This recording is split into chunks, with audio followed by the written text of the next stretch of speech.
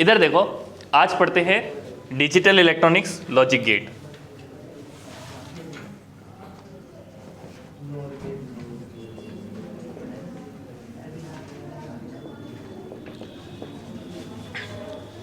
Eleventh वाले ध्यान देना, ये ऐसा टॉपिक है, ये आपको ऐसे मतलब एक बार में समझ में आ जाएगा, आपको 12th में जाके पढ़ने की जरूरत ही नहीं पड़ेगी, इतना इजी टॉपिक है डिजिटल इलेक्ट्रॉनिक्स। देखो हम जब घड़ी देखते हैं, जैसे मेरी ये वॉच है, ये डिजिटल वॉच है, ठीक है। डिजिटल का मतलब ये है कि इसके अंदर जो नंबर आ रहे हैं, जैसे अभी लिखे हैं 10:08 हो रही है अभी, ठीक है।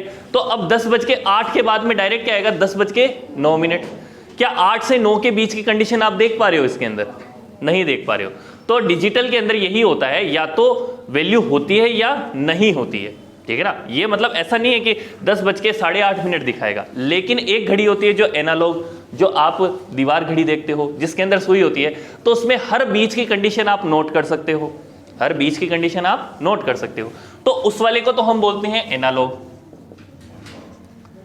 ठीक है ना। और जिसके अंदर बीच की कंडीशन नोट नहीं होती, या तो एकदम कंप्लीट होगी ये कंडीशन या नहीं हुई है, उसको हम बोलते थे डिजिटल, ठीक है ना। अब जैसे एनालॉग के अंदर करंट होती है, एनालॉग के अंदर करंट लो चाहे वोल्टेज लो, ये इस तरह से, मतलब कि हर टाइम के साथ में जो भी वैल्यू है आप उसको नोट कर पा रहे हो, टाइम के साथ जो भी वैल्यू है उसे आप नोट कर पा रहे हो। जैसे जैसे टाइम इंक्रीज कर रहा है, वैल्यू इंक्रीज कर रही है वोल्टेज की वैल्यू इंक्रीज कर रही है, और जैसे जैसे टाइम डिक्रीज कर रहा है वोल्टेज की वैल्यू डिक्रीज कर रही है।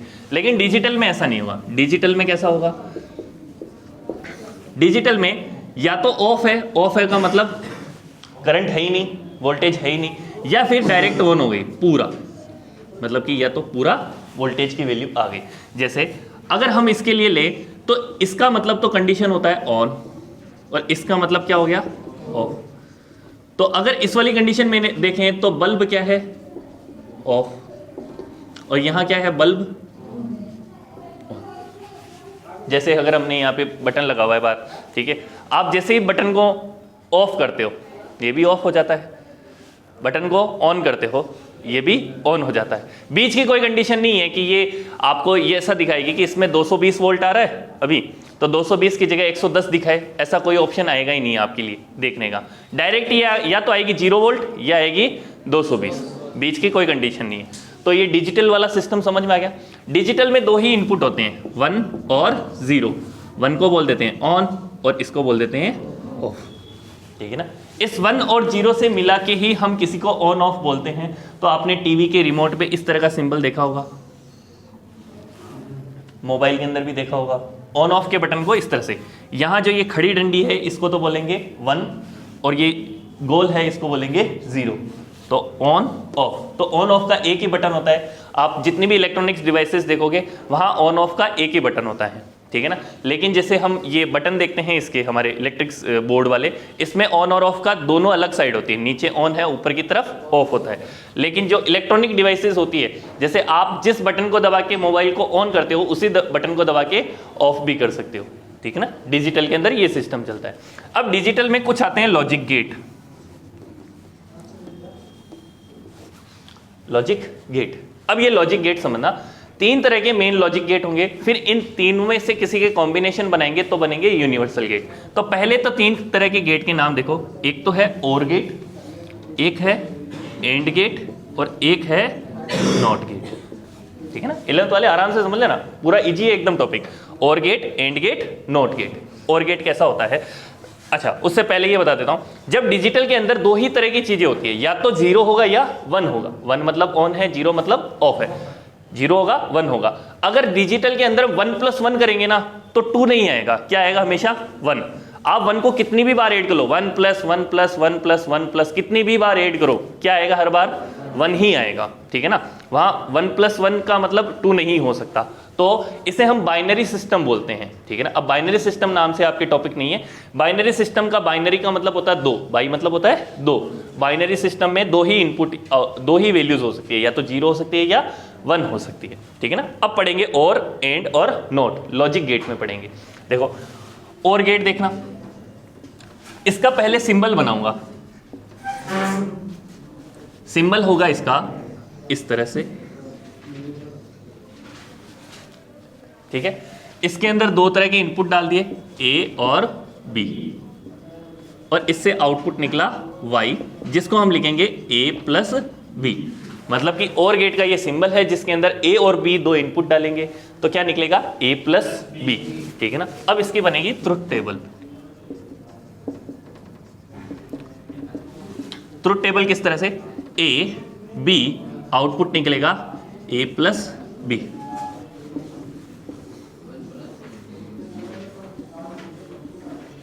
इस तरह से टेबल बनेगी।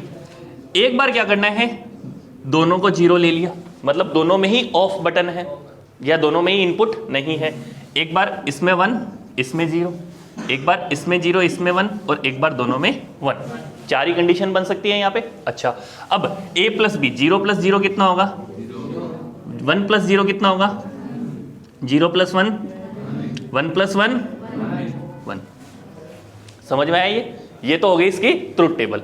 अब एक इसका बनता है सर्किट डायग्राम। सर्किट डायग्राम देखना कैसा बनेगा।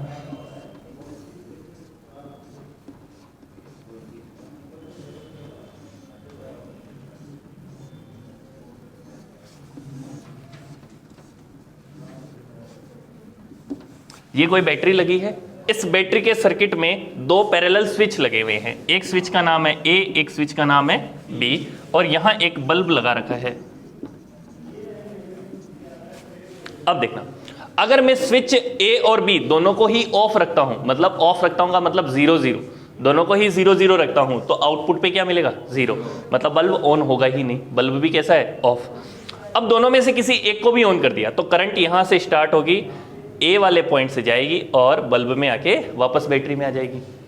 मिल गया इसको, करंट को रास्ता मिल गया पूरा। तो रास्ता मिलते ही बल्ब क्या हो जाएगा ऑन, मतलब B है ऑफ, A है on, A on B of, तो भी क्या हो गया बल्ब ऑन। यहां तक सही है। अच्छा, मान लो A को ऑफ रखा है और B को ऑन रखा है, A को ऑफ B को ऑन, तो करंट जाएगी B में से पास होगी और बल्ब में आ जाएगी और यहां पर भी आ जाएगी। तो ये क्या हो गया आपके लिए ऑन। अच्छा, दोनों को ऑन कर दिया, A को भी ऑन कर दिया, B को भी ऑन कर दिया, तो करंट दोनों तरफ से जाके यहां आ जाएगी। तो आपके लिए बन गया आपका ऑन 1 प्लस 1। ये वाला सर्किट समझ में आ गया आपको, कोई कंफ्यूजन नहीं है। अच्छा, अब इसी तरह से बनेगा आपका एंड सर्किट।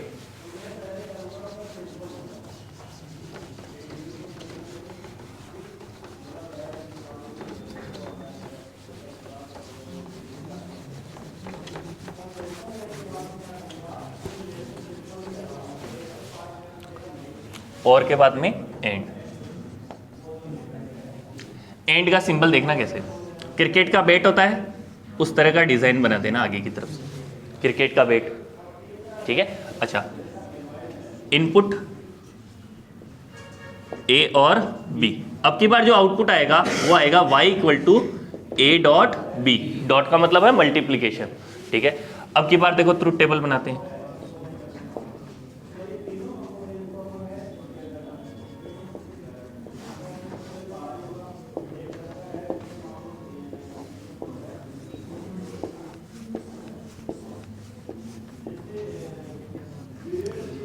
एक बार 0 0, दोनों में 0 0, एक बार 1 0, एक बार 0 1, एक बार 1 1। अब देखो 0 मल्टीप्लाई 0 कितना होगा, 1 मल्टीप्लाई 0, 0 मल्टीप्लाई 1, 1 मल्टीप्लाई 1। कोई कंफ्यूजन नहीं है। तो इसमें क्या हुआ कि दोनों ही इनपुट ऑन होने चाहिए तभी आउटपुट क्या मिलेगा ऑन, ठीक है ना। इसका सर्किट डायग्राम देखना जैसे वैसे था, इसमें देखना।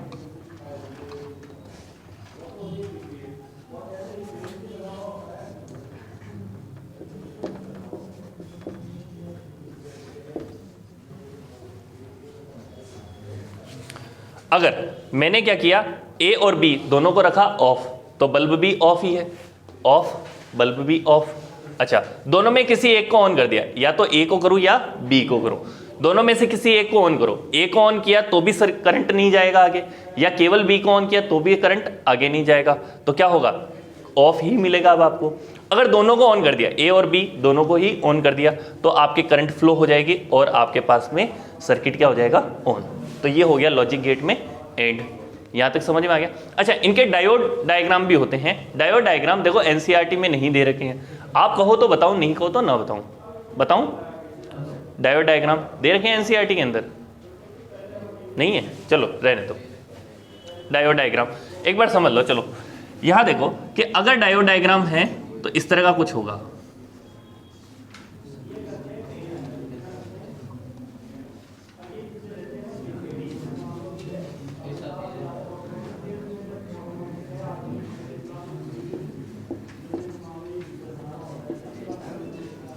ये है और का, और के अंदर ये है डायोड ए, ये डायोड बी, यहां पे एक डायोड बी डायोड। अब जब ए के अंदर इनपुट डालेंगे तो करंट जाएगी, फॉरवर्ड बायस हो गया, फॉरवर्ड बायस के अंदर करंट जाएगी और रेजिस्टेंस पे आपको करंट मिल जाएगी। अब ये करंट जाके इधर क्यों नहीं आ रही है? क्योंकि इधर क्या लगा हुआ है? रिवर्स, तो रिवर्स में करंट नहीं जाती है, तो केवल ए के ऑन होने से भी सर्किट ऑन हो जाता है। अच्छा यहां पे देखो केवल बी के ऑन होने से भी सर्किट ऑन हो जाएगा, या दोनों में भी करंट डाल दोगे तो भी सर्किट ऑन हो जाएगा। ये तो हो गया और का। इसी तरह से एंड का देखते हैं। एंड में क्या होगा? रिवर्स बायस लगा रहेगा।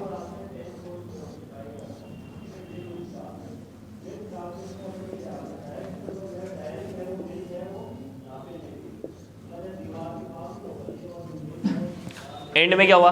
अगर मैं इधर से करंट डालूं तो रिवर्स बायस की करंट तो जाएगी, पर इधर रेजिस्टेंस होने की वजह से करंट इधर नहीं जाके क्या कर जाएगी?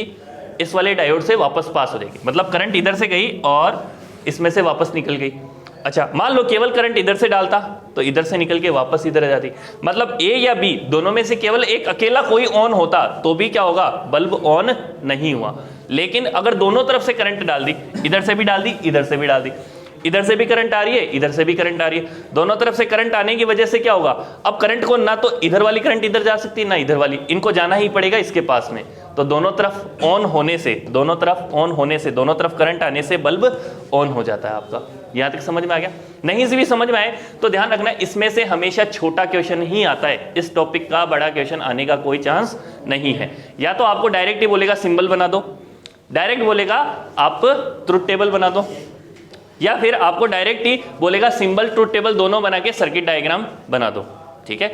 या फिर आपको कोई कॉम्बिनेशन दे देगा और कॉम्बिनेशन से क्वेश्चन करवा लेगा। ये दो समझ में आ गए, एंड और। अब इसके बाद में होता है नॉट।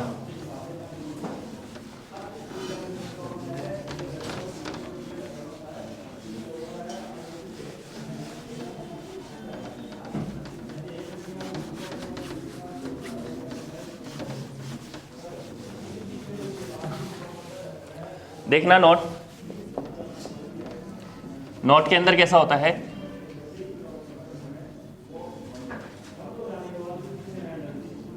इसमें एक ही इनपुट डालना है, इसके सिंबल में एक इनपुट। यहां पे ये गोला लगाना जरूरी है, ये छोटा सा डॉट लगाना जरूरी है। यहां से अगर आपने ए इनपुट डाला है तो आउटपुट निकलेगा ए बार। ए बार का मतलब है जो भी इनपुट डालोगे वो पलट जाएगा। अगर 0 डाला तो 1 आ जाएगा, 1 डाला तो 0 आ जाएगा। ट्रुथ टेबल कैसी बनेगी? ए डाला y इक्वल टू ए बार। अगर आपने 0 डाला तो 1 आ जाएगा और 1 डाला तो 0 आ जाएगा। इतनी सी ही ट्रुथ टेबल है इसकी, इसमें कोई कंफ्यूजन नहीं है। अब जो हमारे पास में 3 तरह के गेट थे, और था, एंड था और नोट था। एक बार नोट को इसके साथ लगा देंगे, एक बार नोट को एंड के साथ लगा देंगे। तो एक बार नोट को और के साथ लगाया तो बनेगा NOR। नोट को किसके साथ लगाया? और के साथ, क्या बनेगा? नोर, ठीक है ना। नोर का मतलब ये हुआ कि आपने एंड गेट लिया, सॉरी और गेट लिया ए बी, इसका जो भी आउटपुट निकला उसे किस में डाल दिया? एंड में डाल दिया। और का लिया, और का किस में डाल दिया? नोट में डाल दिया। यहां तो ले लिया और यहां लगा दिया नोट। अब इन दोनों का कॉम्बिनेशन किया तो क्या बन गया? नोर। और नोर को शो करने का तरीका क्या हो जाएगा? मतलब अब आपको इतना बड़ा पूरा नहीं बनाना है, और क्या करना है? इसका सिंबल और इसका आगे का डॉट, इन दोनों को एक साथ लिख लिया। ये हो गया ए बी, और आउटपुट क्या आएगा? ए प्लस बी आएगा, लेकिन जो भी आएगा आंसर उसके ऊपर लगा देना है बार। ए प्लस बी आएगा इससे, और आगे जाके क्या हो जाएगा? बार। तो अब इसका ट्रुथ टेबल बनाते हैं। ए बना दो, बी बना दो, ए प्लस बी बना दो, और Y equal to A plus B का बार। 0 0 1 0 0 1 1 1, 4 ही तरह के इनपुट होते हैं। अच्छा a प्लस बी कितना हो जाएगा? 0 1 1 1। इसका अपोजिट करना है तो 0 का क्या हो जाएगा? 1, और 1 का 0 0 0। उल्टा। समझ में आ गया ट्रुथ टेबल कैसे बनानी? आसान काम है ये तो। अच्छा, जैसे नोट बनाया वैसे ही नोट को किसके साथ लगा दो, एक बार एंड के साथ लगा दो। तो नोट को एक बार एंड के साथ लगा के देखते हैं।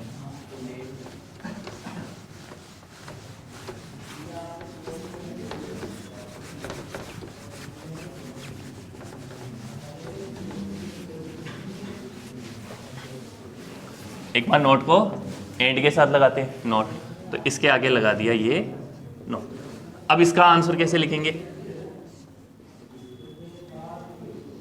ये तो एंड लगा दिया, जैसे इसमें ओ लगाया, और के आगे इसका डॉट लगा लिया था, तो इसका डॉट यूज कर लो यहाँ पे। तो इनपुट हुआ ए बी और आउटपुट हो जाएगा y equal to A dot B और उसके ऊपर बार। ठीक है, अब की बार लिखते हैं A B A dot B y equal to A dot B के ऊपर बार। 0 0 1 0 0 1 1 1। ठीक है, ए डॉट बी 0 0 0 1। ठीक है, अब इसको उल्टा कर दो 1 1 1 0। यहाँ तक कोई दिक्कत नहीं है? ठीक है, ओके। अब ऐसे वाले सिंबल के अंदर ये ध्यान रखना, ये वाला ऐसा कुछ लगा हुआ है आगे, ऐसा कुछ लगा हुआ आगे। यहाँ तक ठीक है, कोई कंफ्यूजन नहीं? अच्छा, मैंने नोट का सर्किट डायग्राम नहीं बनाया। नोट का जैसे ए और बी के बल्ब सर्किट डायग्राम बनाए थे ना अभी, वैसे नोट का सर्किट डायग्राम देखो कैसा होता है।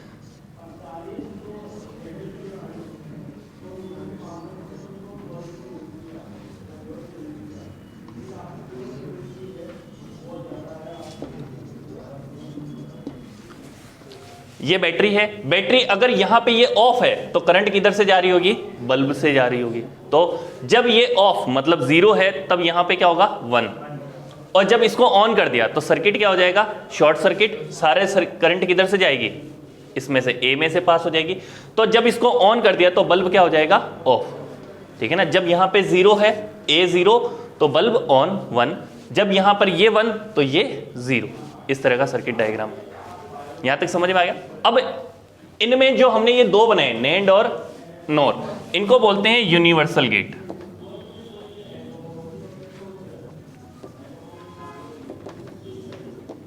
ध्यान रखना, 2017 में क्वेश्चन पूछ लिया डायरेक्ट ही, यूनिवर्सल गेट कौन कौन से होते हैं? तो गेट हमारे पास टोटल 5 होते हैं, जिनमें 3 तो होते हैं मेन वाले, और, एंड और नोट। इनके कॉम्बिनेशन जो बनता है उसे हम बोलते हैं यूनिवर्सल गेट। यूनिवर्सल गेट कौन कौन होगा? नॉर और नेंड, नॉर एंड नेंड। बात समझ में आ गया? अब एक स्पेशल तरह का गेट और होता है, वो मैंने सिलेबस पढ़ाते टाइम तो नहीं पढ़ाया था। क्यों नहीं पढ़ाया? क्योंकि वो आपके सिलेबस में दे ही नहीं रखा। आप एक बार बुक में देखो, एनसीईआरटी में XOR दे रखा है क्या? XOR एनसीईआरटी में? एनसीईआरटी में नहीं है ना? ठीक है ना, तो पढ़ने की जरूरत भी नहीं है। ठीक है ना, एनसीईआरटी में नहीं है। तो अगर चाहते हो तो पढ़ा दूं, वो पढ़ाऊं? बढ़ा देते हैं। एनसीईआरटी में नहीं है लेकिन पढ़ लो।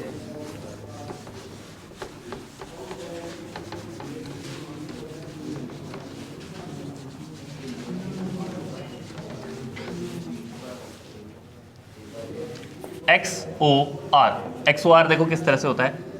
बना तो दिया और गेट, बना तो दिया और गेट, आगे लगा लिया डॉट, और एक ये भी लो। अब इसमें जो भी इनपुट डाला आपने ए और बी, इससे जो भी आउटपुट निकलेगा उसे लिखेंगे ए बी, और बीच में ये प्लस लगा के गोला लगाना उस पर। ठीक है ना, प्लस के ऊपर ऐसे गोला बना देना। अब इसका मतलब क्या है? y इक्वल टू आया है A dot B plus A dot B, लेकिन एक बार ए पे बार है, एक बार बी पे बार। ठीक है ना, अब इसके ट्रुथ टेबल देखो, इसके ट्रुथ टेबल ही पूछ लेते हैं directly. A B, A bar B bar, A B A B,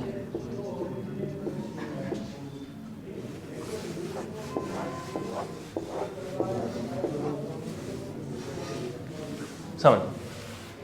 0 0 1 0 0 1 1 1। ठीक है, ए का बार मतलब कि 1 0 1 0, बी का बार 1 1 0 0। ठीक है। अच्छा, अब ए बार बी मतलब कि इसका इसके साथ मल्टीप्लीकेशन, इन दो का मल्टीप्लीकेशन 0 0 1 0, ठीक है।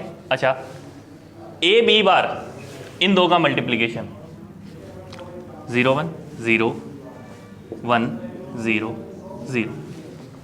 अब इन दो का प्लस करके लिखना है, इन दोनों को प्लस करके लिखना है, मतलब इन दो को प्लस करके लिखेंगे तो 0 + 0 0 1 1 0।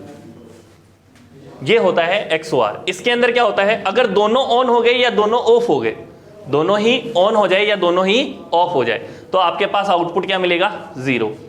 दोनों ही ऑन हो जाए और दोनों ही ऑफ हो जाए तो आउटपुट 0। लेकिन दोनों में से एक अकेला कोई ऑन है, या तो A ऑन हो या फिर B, तो क्या हो जाएगा, आपका सर्किट ऑन हो जाएगा, ठीक है ना। ये स्पेशल है XOR गेट। यहां तक कंप्लीट है, ये समझ में आ गया? ओके।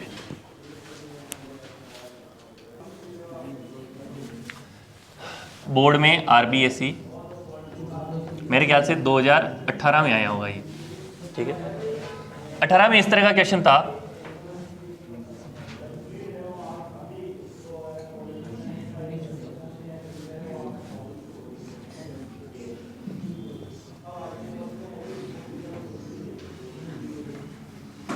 यहां का आउटपुट Y बताना है आपको। जब 19 में है क्या, 19 लिख ले, 0 1 1 1, इस तरह का इनपुट दे रखा है। आपको क्या बताना है, एक ही नंबर का क्वेश्चन है और आपको आउटपुट बताना है यहाँ पे। तो देखो यहाँ क्या लगा है, और यहाँ क्या लगा है, और यहाँ क्या लगा है, एंड। सिंपल सा काम है। अच्छा, 0 + 1 यहाँ तो प्लस होता है, तो आंसर क्या आएगा, यहाँ क्या होता है 1 + 1 1। अच्छा, इनमें क्या होता है मल्टीप्लीकेशन, तो 1 × 1 आंसर 1, ठीक है ना। ये एक नंबर का क्वेश्चन था, आसान था, ठीक है। अच्छा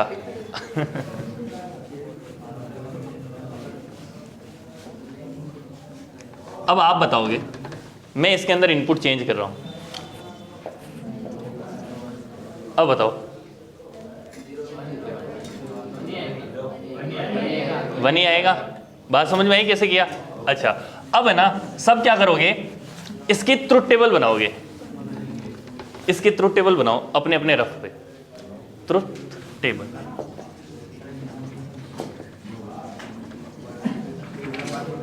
इसके ट्रुथ टेबल बना के दिखाओ। देखो, आप मान लो यहाँ पे A B, ठीक है, यहाँ मान लो C कुछ भी, आप A1 B1 A2 B2 भी मान सकते हो, वो आपकी इच्छा है। यहाँ मान लो इनपुट आउटपुट निकल रहा है X, जो X की वैल्यू कितनी हो जाएगी, A + B। यहाँ मान लो Y C + D, और यहाँ मान लो Z, जो हो जाएगा X.Y। सही है ना? हाँ, वो बात तो वही है, लेकिन आपको लिखते टाइम पे इस तरह से लिखना होगा, एक आउटपुट या एक इनपुट को एक सिंगल सिंबल से दिखाना है, एक सिंगल सिंबल से दिखाना होता है। तो आपने लिख लिया A B C और D, A B C और D, और यहाँ पे ले लिया आपने X, जो हो गया A + B, यहाँ ले लिया Y C + D, और यहाँ लिख लिया Z, ठीक है ना। तो अब सिंपल सिंपल काम है, इस वाले केस में 0 0 1 0 1 0,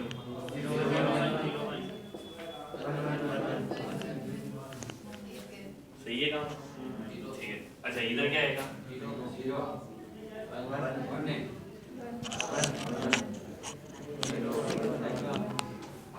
सिंपल है, मल्टीप्लाई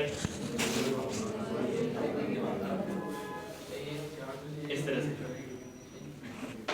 कंफ्यूजन तो नहीं है कोई?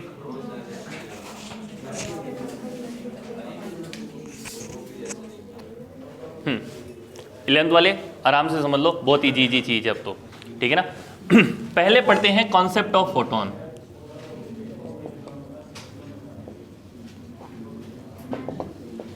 कॉन्सेप्ट ऑफ फोटोन में क्या लिखा हुआ है कि लाइट को, इससे जस्ट पहले वाला जो चैप्टर था उसके अंदर लाइट को मान रखा था वेव, कि लाइट होती है एक वेव, ठीक है ना। लेकिन इसमें आइंस्टीन ने बोला ये वेव वगैरह कुछ नहीं होती है, ये होती है एक पार्टिकल। जिस पार्टिकल का छोटे से छोटा जो पार्ट होता है उसे हमने बोल दिया quanta of light, quanta of light, quanta of light, जिसे हमने बोल दिया है फोटोन। क्वांटा ऑफ लाइट जिसको हमने क्या बोल दिया, फोटोन। मतलब कि जब ये लाइट चल रही होती है, इससे जस्ट पहले वाले चैप्टर में तो मान रखा था कि लाइट ऐसे वेव होती है, इससे जस्ट पहले वाले, हालांकि वो चैप्टर आपके सिलेबस में नहीं है, लेकिन आपको पता रहना चाहिए बस वो एक वेव होती है। लेकिन आइंस्टीन ने बोला ये वेव नहीं होती है, और ये क्या होती है, ऐसे छोटे छोटे डब्बे होते हैं, छोटे छोटे डब्बे। और ये डब्बे किसके हैं, इन डब्बों को बोलेंगे एनर्जी पैकेट। क्या बोलेंगे इनको,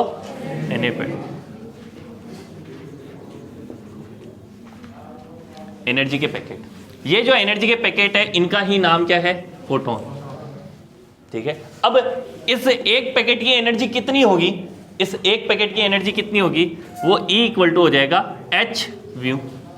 व्यू क्या है, इसकी फ्रीक्वेंसी, मतलब लाइट की जो भी फ्रीक्वेंसी होगी।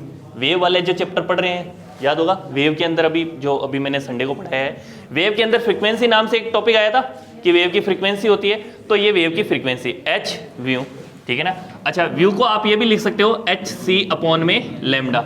लैम्डा क्या है, इस वेव की वेवलेंथ है, और c का मतलब है लाइट की स्पीड, जहां h तो हो गया प्लांक कांस्टेंट, प्लांक कांस्टेंट, इसकी वैल्यू फिक्स होती है 6.6 इंटू 10 की पावर -34, इसकी वैल्यू फिक्स होती है 10 की पावर -34। और जो आपके लिए c की वैल्यू है ये फिक्स होती है 3 इंटू 10 की पावर 8 मीटर पर सेकेंड, इसे बोलते हैं speed of light, speed of light. अब समझना, आइंस्टीन ने क्या बोल दिया कि लाइट होती है वो एनर्जी का एक छोटा छोटा पैकेट होती है। इस पैकेट का नाम क्या दे रखा है, फोटोन, ठीक है ना। हर फोटोन की एनर्जी अलग, जैसे ग्रीन कलर वाला फोटोन अलग होगा और रेड कलर वाला अलग होगा, इनकी साइज अलग अलग होगी। साइज अलग का मतलब कि इनका एनर्जी का लेवल अलग होगा। वो एनर्जी कैसे आएगी, E equal to h nu या hc अपॉन में लैम्डा। अब जो ये लाइट चलती है, ये जो फोटोन की स्पीड है, फोटोन की स्पीड फ्री स्पेस में, फ्री स्पेस में, फ्री स्पेस का मतलब है किसी मीडियम के अंदर नहीं, पानी के अंदर नहीं, फ्री स्पेस मतलब वैक्यूम के अंदर। वैक्यूम के अंदर इसकी स्पीड कितनी रहेगी, 3 इंटू 10 की पावर 8। अब ऐसा नहीं है कि लाल कलर वाला फोटोन धीरे चलेगा और ग्रीन वाला तेज चलेगा, ऐसा कोई लफड़ा नहीं है। सारे फोटोन सेम ही स्पीड से चल रहे होंगे, चाहे रेड का हो, चाहे ब्लू का हो, चाहे ग्रीन का हो, चाहे वो किसी दूसरी फिर आपके रेडिएशन का हो, जैसे इंफ्रारेड आ गया या एक्सरे आ गया या गामा रे आ गया, कुछ भी आ गया, आपके लिए हर बार क्या होगा, वो सेम ही स्पीड से चलेगा। कहाँ, फ्री स्पेस में। बस अलग क्या होगा, उसके अंदर एनर्जी की value equal to h nu वाली। यहां तक तो समझ में आ गई बात। अच्छा, अब इसका ये जो पैकेट है, इसका कोई ना कोई वेट तो होना चाहिए था, ठीक है, इसका कोई ना कोई मास होना चाहिए था। तो बोला कि इसका रेस्ट मास 0 होता है, रेस्ट मास 0 होता है। रेस्ट मास 0 मतलब कि ये फोटोन कहीं जाके रुक जाए तो इसका मास क्या हो जाएगा, 0। जब तक ये चल रहा है तब तक इसका मास होगा, तो इसमें कौन सा मास हो जाएगा, मोशनल मास। मोशन में है तब तक मास मोशनल मास, और रुक जाए तो क्या हो जाएगा, 0। आपको लाइन लिखनी है, रेस्ट मास क्या होता है इसका, 0। अब तक जो बढ़ा, रेस्ट मास 0 होता है, इसकी स्पीड क्या होती है, इसकी एनर्जी क्या होती है, ठीक है ना। अच्छा, अब अगर हम इंटेंसिटी ऑफ लाइट इंक्रीज करते हैं, इंटेंसिटी ऑफ लाइट,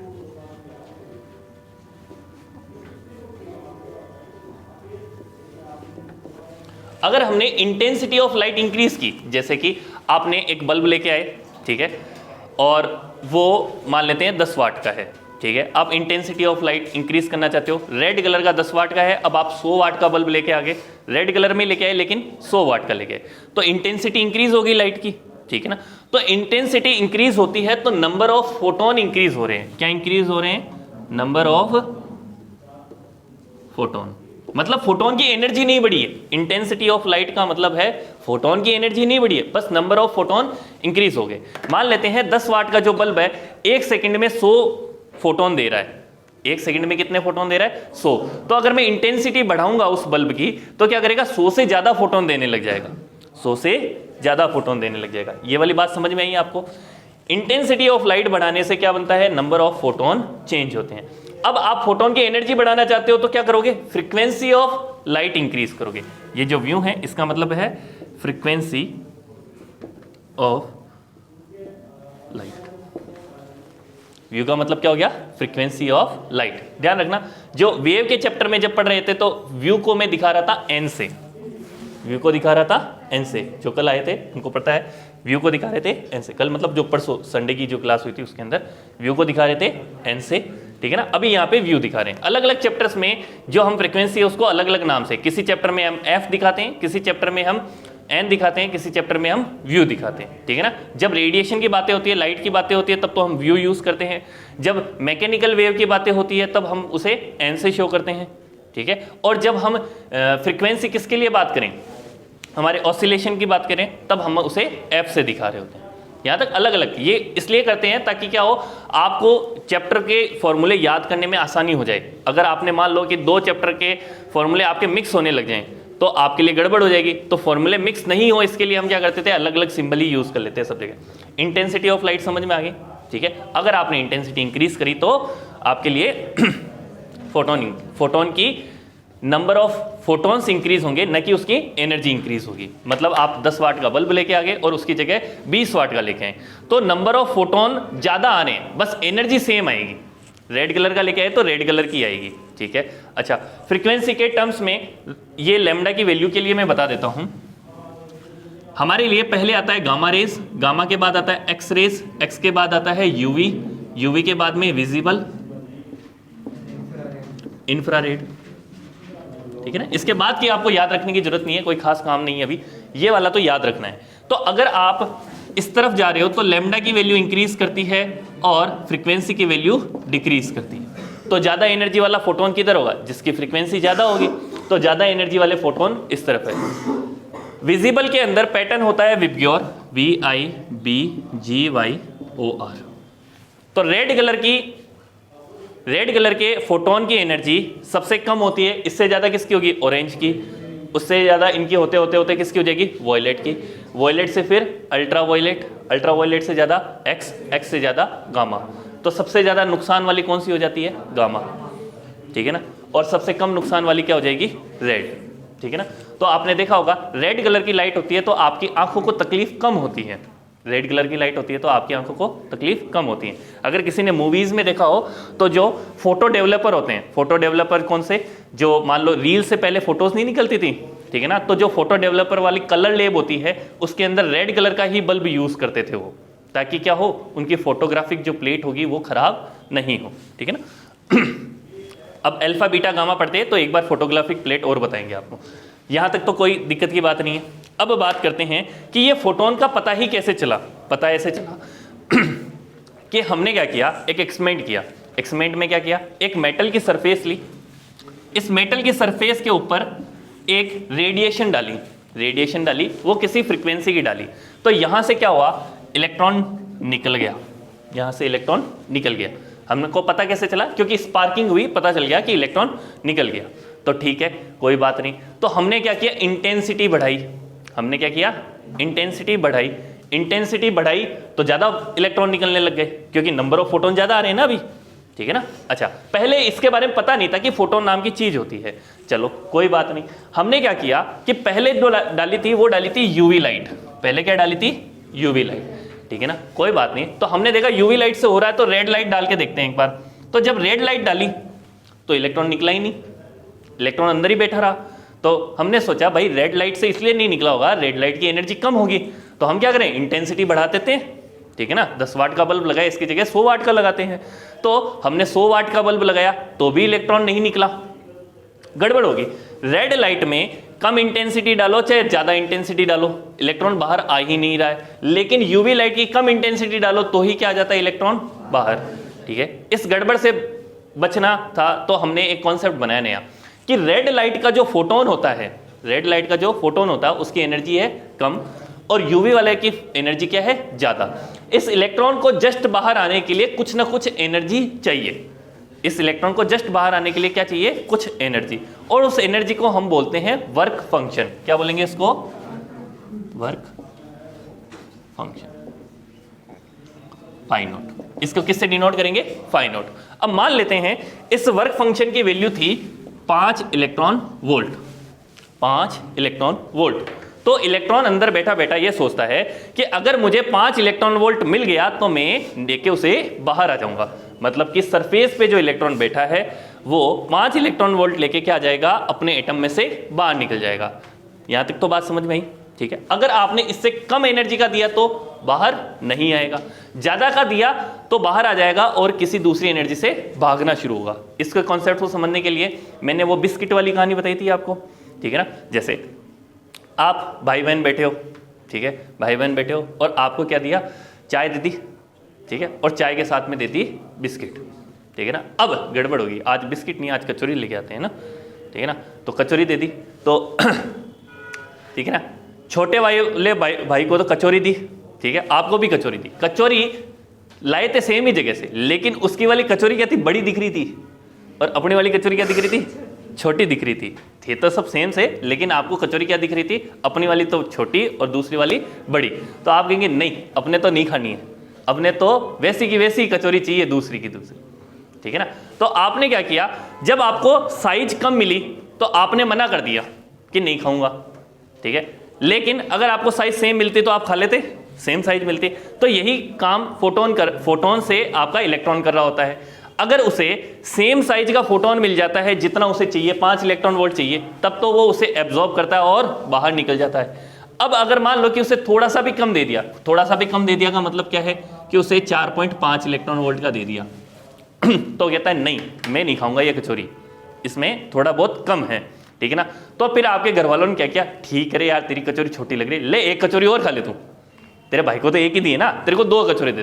वो कहे नहीं, 2 भी नहीं खानी है, अपने चाहिए तो सेम साइज की ही कचौरी चाहिए, ठीक है ना। तो अगर इसलिए हमने क्या किया कि 5 इलेक्ट्रॉन वोल्ट देना था, लेकिन दिया कितना? 4.5, ठीक है। तो हमने इसके घर वालों ने बोला कि तू 4.5 वाली 2 ले ले, तो क्या दिक्कत है? वो बोला 4.5 की चाहिए ही नहीं, मेरे को तो चाहिए कितनी? 5 इलेक्ट्रॉन वोल्ट की, जिद्दी पकड़ ली। तो आपका जो एक वैल्यू है एनर्जी की, इतनी वैल्यू लेके ही इलेक्ट्रॉन बाहर आएगा, तो वो तो क्या हो गया? उसका वर्क फंक्शन। तो अब आपको जो फोटोन देना पड़ेगा वो कम से कम तो कितना देना पड़ेगा? 5 इलेक्ट्रॉन वोल्ट का। 5 इलेक्ट्रॉन वोल्ट का दोगे तो ही बाहर आएगा। इलेक्ट्रॉन ये काम नहीं कर सकता कि 4.5 के 2 ले ले और इनको जोड़ के 9 बना ले और फिर बाहर आ जाए। 4.5 के 2 ले ले, इनको जोड़ के बाहर आ जाए, ऐसा काम नहीं कर सकता। तो जब हमें एनर्जी बढ़ानी होती है तो हम क्या बढ़ाते हैं? फ्रीक्वेंसी। तो हम हायर फ्रीक्वेंसी डालेंगे तब तो इलेक्ट्रॉन बाहर आ जाता है, और कम फ्रीक्वेंसी डालते हैं तो इलेक्ट्रॉन बाहर नहीं आता है। तो वो मिनिमम फ्रीक्वेंसी जिससे क्या हो? मेटल से इलेक्ट्रॉन बाहर आ जाए, वो हो जाएगा उसका वर्क फंक्शन। वो एनर्जी तो हो गई वर्क फंक्शन, और उस फ्रीक्वेंसी की वैल्यू को बोलेंगे थ्रेशोल्ड फ्रीक्वेंसी।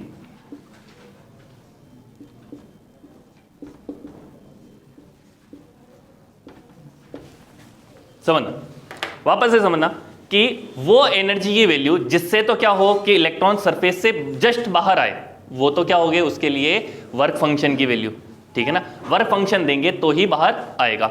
अब मान लेते हैं एक बार के लिए कि किसी सरफेस का वर्क फंक्शन है 8 इलेक्ट्रॉन वोल्ट। कितना है? 8 इलेक्ट्रॉन वोल्ट। तो उसको मिनिमम कितना एनर्जी वाला फोटोन पकड़ाना पड़ेगा कि इलेक्ट्रॉन बाहर आए? 8। क्या अगर आपने 7 इलेक्ट्रॉन वोल्ट का फोटोन डाला तो वो बाहर आएगा? नहीं आएगा। तो यही काम हुआ, मतलब रेड लाइट डाले तब तो फोटोन बाहर नहीं आ रहा था, यूवी डाले तो बाहर आ गया था। बात समझ में आ गई? ठीक है। अच्छा, इसके लिए एक और कहानी समझाई थी मैंने, थर्माकोल की बॉल वाली और पत्थर वाली, ठीक है। अगर मैं क्या करूं, एक थर्माकोल की छोटी सी बॉल लेके आया, जो आती है ना साड़ियों की पैकिंग के अंदर आती है छोटी छोटी बॉल, ठीक है, वो वाली आपके सर पे मारी, ठीक है। क्या आपका सर फूटा? नहीं फूटा, कोई दिक्कत नहीं है। मैंने 1 सेकंड में 2 बॉल मारी, फूटा सर? नहीं फूटा। 1 सेकंड में 100 मारी, फूटा? मतलब आप नंबर ऑफ पार्टिकल तो इंक्रीज करते जा रहे हो, फिर भी क्या है? फूट नहीं रहा है आपका सर, ठीक है। अब आप इंटेंसिटी बढ़ाओ, इंटेंसिटी का मतलब हो गया नंबर ऑफ फोटोन, इंटेंसिटी बढ़ाई। मैं 1 सेकंड में 1000 थर्माकोल की बॉल मार रहा हूं, फिर भी क्या सर फूटा? नहीं फूटा, कोई फर्क नहीं पड़ा। लेकिन क्या करूं, 1 सेकंड में एक छोटा सा पत्थर मारूं, अब फूटा? फूट गया। तो मतलब कि आपके उस एनर्जी के पैकेट की वैल्यू से ही डिसाइड हो रहा है कि आपका सर फूटा कि नहीं फूटा। थर्माकोल की बॉल से नहीं फूटा, चाहे आप 1 मारो चाहे 1000 मारो, कोई फर्क नहीं पड़ेगा। लेकिन एक छोटा सा पत्थर लेके आओ, ठीक है ना, उससे मारो, एक पत्थर से ही आपका काम हो जाएगा, लेकिन 1000 थर्माकोल की बॉल से भी वो काम नहीं हो रहा है। तो वही काम यहां होता है कि अगर आपने वर्क फंक्शन के बराबर की वैल्यू दी तब तो क्या है, इलेक्ट्रॉन बाहर आ गया, मतलब उसका सर फूट गया और वो बाहर आ गया खून उसका, तब तक तो ठीक है। अगर इससे कम की एनर्जी वाला फोटोन डाल दिया तो कुछ नहीं फर्क पड़ रहा है, ठीक है। अच्छा, जो ये वर्क फंक्शन है, ये वर्क फंक्शन किसी ना किसी फोटोन का था, उस फोटोन से रिलेटेड कोई ना कोई फ्रीक्वेंसी थी, उस फ्रीक्वेंसी को, जो मिनिमम फ्रीक्वेंसी जिसकी लाइट अगर आप डाल दो तो क्या करे, इलेक्ट्रॉन बाहर आ जाए, वो मिनिमम फ्रीक्वेंसी क्या हो जाएगी, थ्रेशोल्ड फ्रीक्वेंसी। इसको कैसे डिनोट करेंगे, ये व्यू नॉट, व्यू नॉट। तो फाई की वैल्यू देखो, ई की वैल्यू होती है एच व्यू, ठीक है ना, तो इस वर्क फंक्शन की वैल्यू को लिख रहे हैं phi naught equal to h nu naught, phi naught equal to h nu not.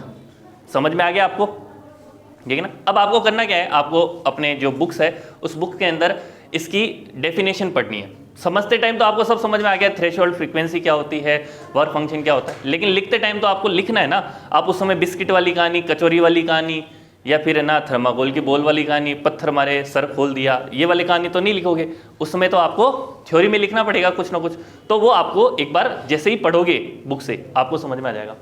यहाँ तक सब सही है, कोई दिक्कत नहीं। अच्छा, अब मान लो कि 5 इलेक्ट्रॉन वोल्ट से निकल रहा था बाहर, 5 इलेक्ट्रॉन वोल्ट से निकल रहा था बाहर, लेकिन आपने 5 से ज्यादा का दिया, 5 का दिया तब तो बाहर निकला। अब 5 से ज्यादा का दिया तब क्या होगा, मान लो आपने डाला 7 इलेक्ट्रॉन वोल्ट, तो क्या करेगा, 5 तो एब्जॉर्ब करेगा, अब एक्स्ट्रा बच गए 2, एक्स्ट्रा बच के 2, तो उन 2 से क्या करेगा, भागना शुरू कर देगा। 2 इलेक्ट्रॉन वोल्ट की एनर्जी से क्या करेगा, भागना शुरू कर देगा। अब मान लो आपने 12 इलेक्ट्रॉन वोल्ट डाल दिया, तो 5 एब्जॉर्ब करेगा, बाहर निकल गया, और 7 इलेक्ट्रॉन वोल्ट से भागना शुरू करेगा। तो जितनी ज्यादा आप एनर्जी दोगे फोटोन की, उसी के रेस्पेक्ट में कोई काइनेटिक एनर्जी होगी, उससे भागना शुरू कर देगा। अब एक सिंपल काम करते हैं, मान लो किसी के लिए फाई नॉट की वैल्यू है 5 इलेक्ट्रॉन वोल्ट, मैंने एनर्जी का फोटोन डाला, पहले 3 का डाला, फिर 4 का डाला, 5 का डाला, 6 का डाला, 7 का डाला, 8 का डाला। क्या बताओ, इसकी वजह से 3 इलेक्ट्रॉन वोल्ट से क्या इलेक्ट्रॉन बाहर निकलेगा, नहीं निकलेगा, नहीं हुआ कुछ भी। 4 डाला निकला, अच्छा 5 डाला निकला, निकल तो गया। अब बताओ काइनेटिक एनर्जी बची उसके पास में कोई, 0। अच्छा, यहां से निकला और काइनेटिक एनर्जी कितनी बची, निकला और काइनेटिक एनर्जी कितनी बची, 2। इस तरह से इसमें भी काइनेटिक एनर्जी कितनी बची, 3। आपको बात समझ में आ गई, यहां तक तो कोई दिक्कत नहीं थी, ओके। अब देखना, मान लो ये इलेक्ट्रॉन बाहर निकला, अब एक इलेक्ट्रॉन थोड़ी निकला, मान लो मैंने ये सरफेस है, इस सरफेस पे बहुत सारे फोटोन डाले, एक बार में 100 फोटोन डाले, तो कितने इलेक्ट्रॉन निकलने चाहिए, अब बताओ। 100 के 100, भाई 100 फोटोन गिरे तो 100 इलेक्ट्रॉन निकलेंगे, यहां तक तो बात सही है। 100 फोटोन डाले, 100 इलेक्ट्रॉन निकल गए, ठीक है। अच्छा, 100 एक साथ ही निकले, ठीक है ना। अब वही स्कूल की छुट्टी हो रही है, ठीक है, स्कूल की छुट्टी होती है ना, फिर बच्चे भागते हैं, ठीक है ना, छोटे बच्चे भागते हैं ना, देख रखा होगा, ठीक है ना। अब कुछ बच्चे होते हैं बदमाश, वो अपना टिफिन ऐसे हेलीकॉप्टर बना के चलते हैं, ठीक है ना, ऐसे भागते भागते जाते हैं, उसकी स्पीड तो होती है तेज, वो सबसे पहले पहुंचता है बस के पास में, और बस में आगे की जगह रोक के बैठ जाता है खिड़की के पास वाली, ठीक है। अब कुछ होते हैं बेचारे सिंसियर बच्चे, वो ऐसा काम करते नहीं है, तो उनके माथे की लग जाती है उसकी फिर माथा पकड़ के चलते हैं, फिर बस तक जाएंगे तो उसको मिलती है एकदम लास्ट वाली जगह, ठीक है ना, होता है ना ऐसा, ऐसे ही करते थे, ठीक है। तो अब ऐसा काम हो रहा है, तो कुछ इलेक्ट्रॉन तो क्या करते हैं, जब निकलते हैं तो आपस में कॉलिजन कर जाते हैं, इलेक्ट्रॉन एक साथ निकले और आपस में क्या कर गए, कॉलिजन करने से इनकी स्पीड हो जाती है लो। लेकिन कुछ इलेक्ट्रॉन ऐसे होते हैं जिनकी स्पीड लो नहीं हो पाती, तो काइनेटिक एनर्जी मैक्सिमम कितनी हो सकती है इस वाले केस में, 2। सबकी एनर्जी 2 होगी ऐसा कोई जरूरी नहीं, क्योंकि हो सकता है निकलने के बाद में वो आपस में कॉलिजन करके अपनी एनर्जी को लो कर चुके हैं, हो सकता है, ठीक है ना। पर ऐसा भी तो होगा कि कोई ना कोई इलेक्ट्रॉन तो ऐसे बच गए होंगे जिनकी काइनेटिक एनर्जी क्या होगी, मैक्सिमम। तो ये जो काइनेटिक एनर्जी लिखी है मैंने, ये सबकी नहीं होगी, कुछ एक की ही होगी, सबकी नहीं होगी, कुछ एक की ही होगी। यहां तक बात समझ में आ गई। तो हम इसको एक इक्वेशन बनाते हैं, एनर्जी सप्लाई करी, उससे क्या हुआ, पहले तो काम आई वर्क फंक्शन में, प्लस जो बच गई बाकी की वो कहां चली गई, काइनेटिक एनर्जी मैक्सिमम में। ये वाली इक्वेशन, इस इक्वेशन को बोलते हैं Einstein equation of photo electric effect. ठीक है ना, आपके टॉपिक भी ऐसे ही लिखा हुआ है, Einstein equation for photo electric effect, ये वाली इक्वेशन है आइंस्टीन की इक्वेशन फोटो इलेक्ट्रिक इफेक्ट की। बात समझ में आ गई, ठीक है। फिर एक इसमें एक एक्सपेरिमेंट हो रखा है हॉल वॉच का।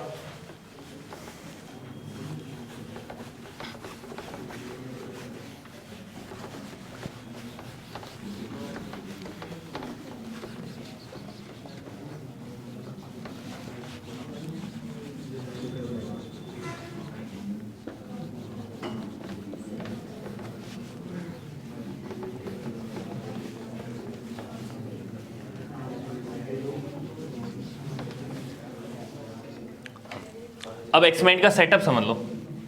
एक ट्यूब ली है मैंने, इस ट्यूब में इधर तो लगाई है एमीटर प्लेट और इधर लगाई है कलेक्टर प्लेट, ठीक है ना। इनको लगा रखा है मैंने एक बैटरी से और इधर लगा रखा है एक माइक्रो एमीटर। यहां तक सही है। ये जो ट्यूब है इसे हम बोलते हैं वैक्यूम ट्यूब, मतलब कि अंदर क्या बना रखा है मैंने, वैक्यूम। अब वैक्यूम क्यों बना रखा है अभी इसका रीजन समझाऊंगा।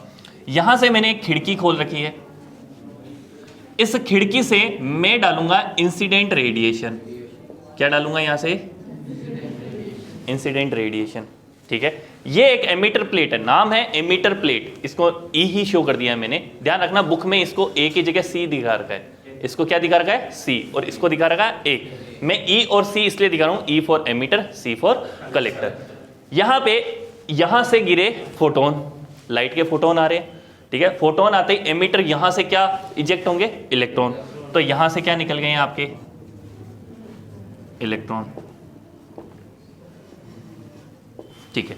अब यहां पे थ्रेशोल्ड फ्रीक्वेंसी के बराबर या इससे ज्यादा की मैंने क्या बेची, इंसिडेंट रेडिएशन, थ्रेशोल्ड फ्रीक्वेंसी से ज्यादा की, तब तो क्या निकलेंगे, इलेक्ट्रॉन निकलेंगे।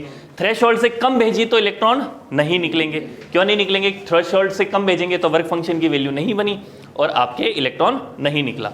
लेकिन थ्रेशोल्ड से ज्यादा की भेजी और इलेक्ट्रॉन बाहर आ गया, इलेक्ट्रॉन बाहर आ गया। और वही कहानी, कुछ इलेक्ट्रॉन ऐसे होंगे जो क्या कर रहे हैं, हेलीकॉप्टर बन के जा रहे हैं, अपने हेलीकॉप्टर बन के जा रहे हैं, वो तो यहां तक पहुंच गया, ठीक है। लेकिन सारे पहुंचे क्या, नहीं, सारे नहीं पहुंचे, ठीक है। मान लेते हैं 100 फोटोन डाले मैंने, कितने डाले, 100 फोटोन डाले। अगर 100 फोटोन डाले तो कितने इलेक्ट्रॉन निकले होंगे, 100 फोटोन डाले, कितने इलेक्ट्रॉन निकले, 100। लेकिन 100 में से कोई 5 ही सक्सेस होते हैं यहां तक पहुंचने में, ठीक है। कुछ पूछना तेरे को, तो क्या हुआ, हाँ 100 में से कोई 5 तो सक्सेस हो गए, तो इन 5 की वजह से तो क्या फ्लो हो गई, सर्किट की करंट, ठीक है ना। इलेक्ट्रॉन यहां पहुंच गया, करंट फ्लो हो गई, ठीक है। यहां पे अभी मैंने वोल्टेज 0 लगा रखा था, कोई भी वोल्टेज नहीं लगा रखा था, फिर भी क्या हो गई, करंट फ्लो हो गई। तो मैं इसके लिए एक ग्राफ बना रहा हूं। जब मैंने वोल्टेज लगा रखा है 0, फिर भी मुझे कुछ मिल गई करंट, यहां लगा दिया करंट। अच्छा, अब ये जो इलेक्ट्रॉन निकला है इसे हम बोलते हैं फोटो इलेक्ट्रॉन, नाम से बोलेंगे फोटो इलेक्ट्रॉन। क्यों बोला इसे फोटो इलेक्ट्रॉन, फोटोन की वजह से निकलने वाला इलेक्ट्रॉन, फोटो इलेक्ट्रॉन, ठीक है ना। तो ये जो करंट बनी इसे बोलेंगे फोटो इलेक्ट्रिक करंट। क्या बोलेंगे इसको, फोटो इलेक्ट्रिक करंट। तो यहां पे जो करंट मिली है मुझे वो कौन सी हो गई, फोटो इलेक्ट्रिक करंट। यहां तक बात सही है। अच्छा, अब मैं करंट बढ़ाना चाहता हूं, बढ़ाना चाहता हूं का मतलब ये 5 ही पहुंचे, 100 में से कितने पहुंचे, 5, 100 में से 5 इलेक्ट्रॉन पहुंचे। मैं चाहता हूं ज्यादा इलेक्ट्रॉन पहुंचे, तो क्या करेंगे, इनको धक्का मार मार के यहां भेजो। धक्का मार मार के कैसे भेजोगे, ठीक है ना। तो यहां से हमने क्या किया, इस बैटरी से कुछ पोटेंशियल बनाया, मतलब इसमें रेगुलेटर लगा हुआ है, रेगुलेटर से वोल्टेज बनाया। तो यहां तो बना पॉजिटिव प्लेट